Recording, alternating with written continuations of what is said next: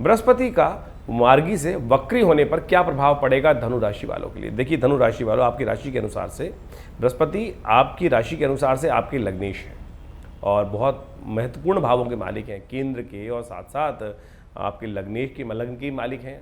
केंद्र में चतुर्थ भाव में आपकी राशि पड़ी होने के कारण से दोनों के भाव के स्वामी हो जाते हैं, लग्न के भी और साथ साथ चतुर्थ भाव सुकेश भी हो जाते हैं। लग्नेश और सुकेश दोनों होकर इस वक्त राजा राहु जो विशेष तौर पर हम बात करें, बृहस्पति का जो योग चल रहा है वो राहु के साथ चल रहा है और राहु के साथ योग चलने के साथ साथ मार्गी होने के बाद अब वो वक्री होने जा रहे हैं। उस वक्त बृहस्पति 21 अंश के होंगे और भरणी नक्षत्र के तृतीय चरण में चल रहे होंगे। ये योग जो बन रहा है वक्री होकर बृहस्पति का साथ साथ 4 महीने तक करीब करीब वक्र अवस्था में बृहस्पति महाराज 21 अंश से 10 अंश तक वापस जाएंगे। ये आपकी राशि के अनुसार से आपको बहुत आने वाले समय में तो लाभ देंगे, लेकिन इस समय में आपको बहुत बुद्धिमानी के साथ काम करने की ज़रूरत है। आपको कई जगह, क्योंकि इस वक्त आप यदि समझें कि जो बृहस्पति हैं वो राहु के साथ ग्रसित होकर चल रहे हैं और ऐसे में राहु के साथ ग्रसित होने के बाद जब वक्री होने के बाद साथ साथ वक्री भी हैं और उसके बाद लगातार पीछे चलते चले आएंगे। बृहस्पति महाराज राशि से परिवर्तित होकर मीन राशि से निकलकर मेष राशि में आए और मेष राशि में वहाँ राहु पहले से विद्यमान थे और राहु के साथ होने के कारण से बृहस्पति अपना पूर्ण फल इस भाव में आपकी राशि के अनुसार से यदि हम बात करें तो दे नहीं पाए। पंचम में जाने के बावजूद भी और शुभ स्थान को अपने लग्न को देखने के बावजूद भी वहाँ पर राहु के साथ होने के कारण से गुरु चांडाल योग निर्माण होने के कारण से गोचर के अंदर राहु का बृहस्पति का पूर्ण फल शुभ फल प्राप्त नहीं हो पाया। भाग्य के दृष्टिकोण से भी ये ऐसे में विघ्न उपस्थित करते रहे, क्योंकि राहु के साथ ग्रसित होने के कारण से कहा जाता है नैसर्गिक दृष्टिकोण से राहु सबसे ज़्यादा ताकतवर ग्रह माना जाता है और ऐसे में जब अब वक्री होकर वापस जा रहे हैं और राहु के ग्रस्त से भी इस समय में बाहर आ जाएंगे, क्योंकि 30 अक्टूबर को राहु भी परिवर्तित होकर मीन राशि में चले जाएंगे वक्री अवस्था में और उसके बाद 4 नवंबर को शनि महाराज भी अपनी विशेष तौर पे मार्ग स्थिति उपस्थित कर लेंगे। तो ऐसे में बृहस्पति का ये जो वक्री होना है कई मामलों में आपके लिए आने वाले समय में शुभ की सूचना देने वाला दिखाई देता है। तो ऐसे में आपको समझ लेना चाहिए कि क्या क्या प्रभाव बृहस्पति के वक्री होने से आपके जीवन में उपस्थित हो सकते हैं। देखिए वक्री बृहस्पति आपके पंचम भाव में होने के कारण से जो लोग बच्चे हैं, शिक्षा में क्षेत्र में कार्य कर रहे हैं, उसमें कुछ ना कुछ विघ्न उपस्थित होने के योग दिखाई दे सकते हैं। मन थोड़ा सा भटक सकता है, इस बात का विशेष तौर पर ध्यान रखने की ज़रूरत है। स्वास्थ्य संबंधित समस्याएं, पानी बहुत सोच समझ के पीजिएगा। पानी संबंधित रोग, वाटर संबंधित रोग जैसे पीलिया हो गया और पानी कम पीने के कारण से या कुछ ना कुछ इन्फेक्शन, लिवर संबंधित समस्याएं ये उत्पन्न करने के योग दे सकते हैं। तो बृहस्पति से संबंधित धनु राशि से संबंधित लग्न हो या धनु राशि जिनकी हो, विशेष तौर पर ऐसे में इन दोनों जातकों को बहुत सावधानी के साथ कार्य करने की ज़रूरत है। सामाजिक दृष्टिकोण से ये जो योग जो बन रहा है वो विशेष तौर पर बड़ी सावधानी से कार्य करने की ज़रूरत है। सुकेश वक्री हो जाएंगे तो कहीं ना कहीं कारण से कई चीज़ों में आपके जीवन में भाग्य में कहीं ना कहीं रुकावट आने के योग भी बन सकते हैं। तो ऐसे में आपको बृहस्पति को ठीक करने का लगातार प्रयास करना चाहिए। बृहस्पति को ठीक करने का प्रयास क्या होना चाहिए? पंचम के बृहस्पति विशेष तौर पर जो उपाय शास्त्र के दृष्टिकोण से दिखाई देता है उसको भी आपको समझ लेना चाहिए। शास्त्र के दृष्टिकोण से बृहस्पति पंचम भाव में जब होते हैं तो पंचम भाव के बृहस्पति में विशेष तौर पर एक उपाय हम आपको अवश्य समझाने का प्रयास कर रहे हैं, उसको यथाउचित भाव से आप करने का प्रयास करें। नित्यपति केसर का सेवन, या तो एक बाल केसर का अपने माथे पर तिलक के रूप में लगाएं, साथ में जिन 4 महीनों में एक उपाय यदि नित्यपति करना शुरू कर दें, चाहे दूध चाहे चाय या बच्चा, किसी में भी घर का कोई व्यक्ति जिसका ये धनु राशि है या धनु लग्न है तो उनके माँ बाप को कोई काम करना चाहिए, घर वालों के काम करना, चुपचाप एक बाल केसर का नित्यपति उनके खाने में डाल दें और देखिएगा बृहस्पति की शक्ति को शक्ति देने के लिए इससे सुंदर उपाय ज्योतिष के दृष्टिकोण से बहुत अच्छा उपाय बताया जाता है, बहुत साधारण उपाय बनाया जाता है। तो इसको अवश्य करने का प्रयास करें। शुद्ध जो केसर है वो अवश्य इसका ये उपयोग करके आप बृहस्पति के अशुभ प्रभाव को शुभ में परिवर्तित करने का बहुत सुंदर कार्य कर सकते हैं। बृहस्पति के निमित्त पीली चीज़ों को दान करना और साथ साथ यदि बृहस्पति के संबंध में जैसे ब्राह्मणों की सेवा करना, ये कार्य भी करेंगे तो बहुत सुंदर योग बनेगा। तो ऐसे में बृहस्पति विशेष तौर पर समझ लीजिए क्या क्या कार्य करने के योग बना सकता है।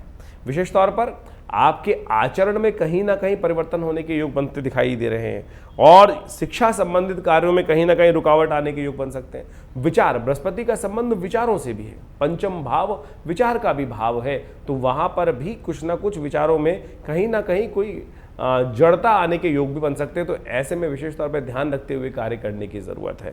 पंचम का भाव जो है विद्या का, संतान का, बच्चों के लिए भी अपने संबंधों को ठीक रखने का आपको प्रयास करना चाहिए।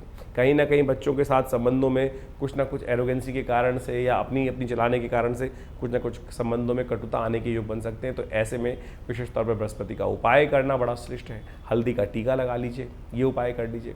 साथ साथ हो सके तो पीली हर बृहस्पतिवार के दिन किसी पीले जैसे बेसन के बने हुए लड्डू हैं, आप मंदिर में भोग लगा दीजिए, गरीबों में दान कर दीजिए। पीले वस्त्र अवश्य पहन के रख सकते हैं, एक आध कोई पीला रुमाल अपने पास रख लें। आप जहाँ कुर्सी पे बैठते हैं वहाँ पीले रंग का टॉवल अपने सीट पे लगा लीजिए। ये कुछ साधारण उपाय हमने आपके समक्ष रखने का प्रयास किया। इनको समझते हुए यदि आप कार्य कर लें तो बहुत सुंदर तरीके से आपके लिए बृहस्पति का ये वक्री होना लाभ, आपके लिए कष्ट के जो योग बन रहे हैं उसको ठीक करने के योग बना सकता है। देखिए, बृहस्पति इस वक्त राहु से भी ग्रसित है।